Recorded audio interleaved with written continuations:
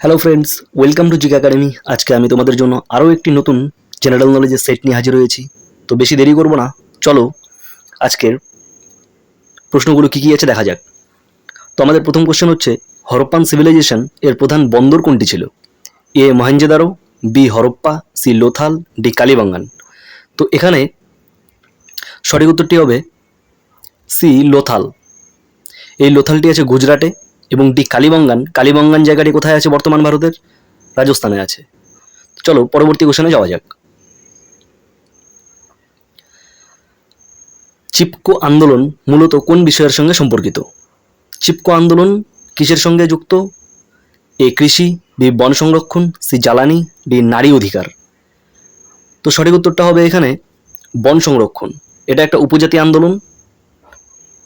উপজাতিরা এই আন্দোলন করেছিল বন সংরক্ষণের জন্য, গাছকে জড়িয়ে ধরা চিপকো কথার অর্থ। এবং এটি হয়েছিল 1973 সালে। খুবই গুরুত্বপূর্ণ কোশ্চেন, পরীক্ষায় বহুবার আসে এই কোশ্চেনগুলো। চলো পরবর্তী কোশ্চেনে যাওয়া যাক। রাজ্যসভা এর সদস্য সংখ্যা সর্বাধিক কত হতে পারে? এ 220, বি 238, সি 250, ডি 260। তো সঠিক উত্তর হবে অপশন নাম্বার সি 250। চলো পরবর্তী কোশ্চেনে যাওয়া যাক। কেশবানন্দ ভারতী বনাম স্টেট অফ কেরালা মামলায় মূল বিষয় কী ছিল? এ নাগরিক অধিকার, বি মৌলিক অধিকার বনাম সংসদের ক্ষমতা, সি নির্বাচন সংক্রান্ত সমস্যা, ডি রাজ্য ও কেন্দ্রের ক্ষমতা। তো এখানে সঠিক উত্তরটি হবে অপশন নাম্বার বি মৌলিক অধিকার বনাম সংসদের ক্ষমতা, কেশবানন্দ ভারতী মামলা।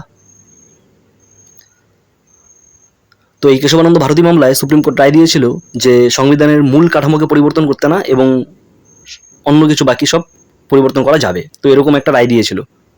তো এটা ডিটেলসে ভিডিও তোমরা একটা দেখে নিও। চলো পরবর্তী কোশ্চেনে যাওয়া যাক। মাউন্ট এলব্রুস কোথায় অবস্থিত? এ আফগানিস্তান, বি রাশিয়া, সি চীন, ডি নেপাল। তো এখানে সঠিক উত্তরটি হবে বি রাশিয়া। চলো পরবর্তী কোশ্চেনে যাওয়া যাক। জাতিসংঘের শান্তিরক্ষা বাহিনী প্রথম কোথায় মোতায়েন করা হয়েছে?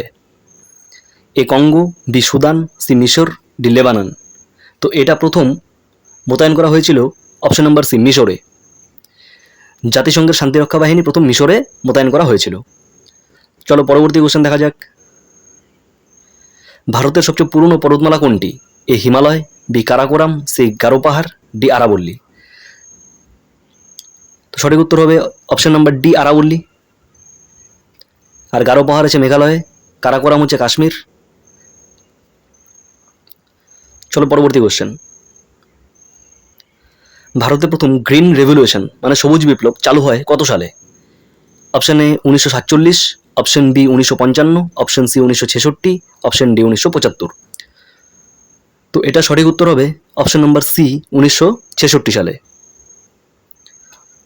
এবং সবুজ বিপ্লবের সঙ্গে কে জড়িত ভারতে? এস স্বামীনাথন ভারতে সবুজ বিপ্লবের সঙ্গে জড়িত। আর বিদেশে সবুজ বিপ্লবের সঙ্গে জড়িত মানে যদি বাইরের বলে তাহলে হচ্ছে নর্ম্যান বোরলাগ। খুবই গুরুত্বপূর্ণ কোশ্চেন, মনে রেখে দেবে। পরবর্তী কোশ্চেন। ইন্টারন্যাশনাল ডেডলাইন কিসের ভিত্তিতে নির্ধারিত হয়? অপশন এ 0 অক্ষাংশ, অপশন বি 0 ডিগ্রি দ্রাঘিমাংশ, অপশন সি 180 ডিগ্রি দ্রাঘিমাংশ, অপশন ডি 90 ডিগ্রি দ্রাঘিমাংশ। তো সঠিক উত্তরটি হবে অপশন নাম্বার সি 180 ডিগ্রি দ্রাঘিমাংশ।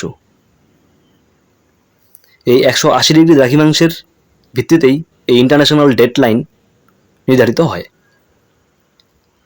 পরবর্তী কোশ্চেন, আমাদের লাস্ট কোশ্চেন।